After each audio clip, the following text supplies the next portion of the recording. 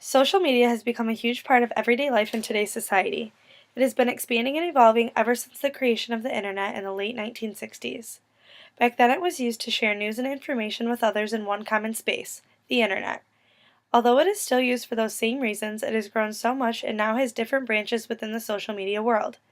You can now find a social media site or application for just about any category, including dating, picture sharing, and finding your ancestors. Let us take you on a trip through time to show you how social media got started, how it got to where it is now, and how we believe it will be in the future.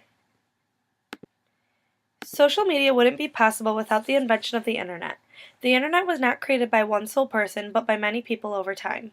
In 1989, the first commercial ISP, also known as Internet Service Provider, was up and running for the public to access. CompuServe was one of the first large-scale corporate attempts to bring an interactive social online experience to the masses. CompuServe was the online service that made the first online chat system called the CB Simulator in the 1980s. Around the same time that CompuServe was popular, Genie was also up and running. Genie stands for General Electric Network for Information Exchange and was an online service created by General Electric business. Genie attracted many users with its roundtable discussions, chat lines, games, shopping, and internet access, which is why it was such a shock when it was pulled in 1999. Although the cancellation upset a lot of people, it was forgotten quickly when Genie was replaced with the much more impressive AOL. Social media takes a huge turn for the best when AOL Instant Messenger is launched in 1997, all thanks to Steve Case and Jim Kimsey. AOL had much more to offer than anything else that had ever been created on the internet. It gave access to email, search engines, and the invention of the instant message. It was also very easy and fast to navigate, just like Case and Kimsey geared it to be. In 1997, Andrew Weinrich got the idea that people on the web needed a way to connect with family, friends, and acquaintances on one common website, and that is when he developed 6degrees.com. 6degrees.com was a social network service that was named after the 6 degrees of separation concept and made it so that users on the site could list people they knew both on the site and externally.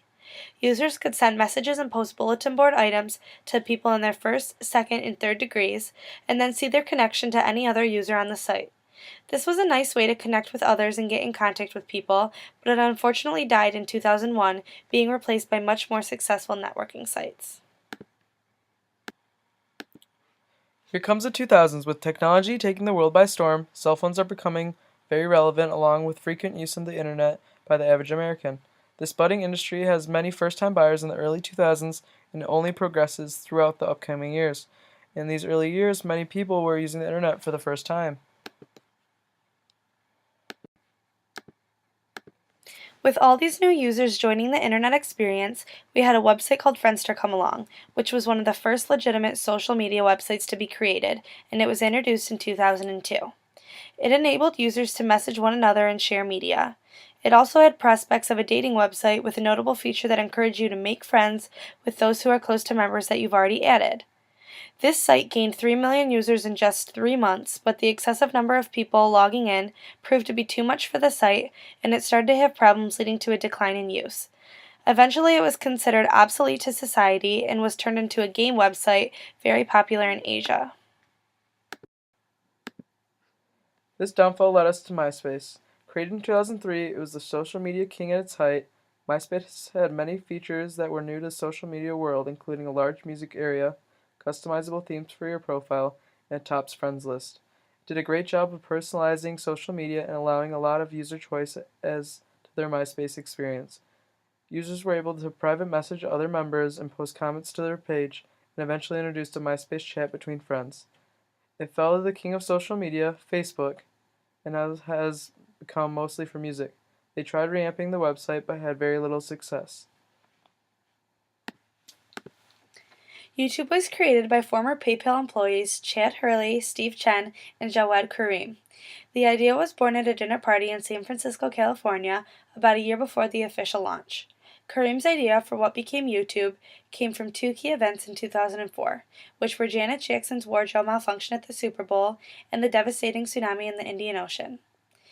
It was created out of a garage-based office, and Google eventually paid $1.65 billion in stock to purchase YouTube. Facebook made its debut in 2004 by the legend himself, Mark Zuckerberg, in his college dorm room. Facebook started out exclusively at Harvard but made its way campus to campus. Its early exclusivity making it more and more popular. Facebook gave you a wall to post on. You add your friends, family, and classmates, and you can stay in touch with them in various ways. Facebook has since carried its reign as the top dog since the decline of MySpace. It periodically updates its user face but tries to keep it as basic as possible. The Winklevoss twins, fellow students of Zuckerberg at Harvard at the time, claimed the idea of Facebook was stolen and sued them. In the settlement, they received $20 million cash and $40 million in Facebook stock.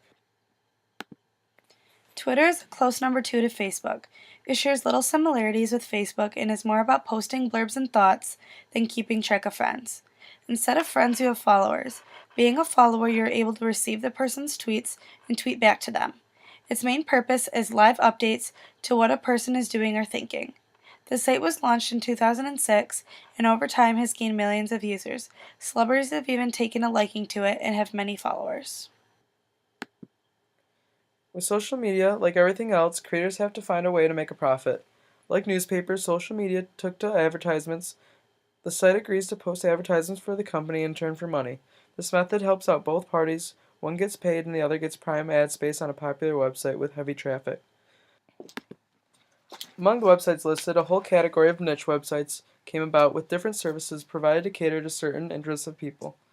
Popular examples of niche websites are LinkedIn, Tumblr, and Pinterest. With the invention of the smartphone, it has never been easier to access social media. Sites like Facebook and Twitter have made easy-to-use, on-the-go applications for phones. In doing so, making it possible to post or send a tweet just about anywhere. The ability to host applications on your device has resulted in several social media programs to be created. We now have Instagram, which sprang up from the app era, allowing you to follow your friends and post pictures for your followers to see. Its success was noticed by Facebook and was bought up for $1 billion. Vine was created as the video counterpart, enabling you to post short videos for your friends to see. Snapchat, unlike Instagram, doesn't house photos but allows you to send pictures and videos back and forth with a friend. The owner of Snapchat, Evan Spiegel, was also approached about selling his company with an offer of $3 billion cash from Facebook and denied the offer, unlike Instagram. Following is a video of experts speaking of the future of Facebook and how they can control the market.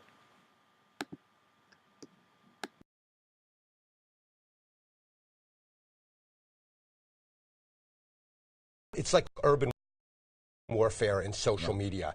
The environment's changing so quickly, and what's cool today may not be cool tomorrow. And Facebook really is like this mothership trying to build these satellites, like with Instagram. And you think about it, if they're going to go to advertisers, right, and they have like these 3 or 4 satellites, an Instagram, a Snapchat, and 1 or 2 others. And they could go to advertisers and they could say, hey, let's do a suite of a deal right here. You can buy advertising on our site. You can buy advertising over here. Very appealing. So In the video, he explains the need for Facebook to monopolize on social media networks in order to stay on top. Over the course of the video, we talked about the past, present, and possible future of social media. Thank you for listening, and have a great day.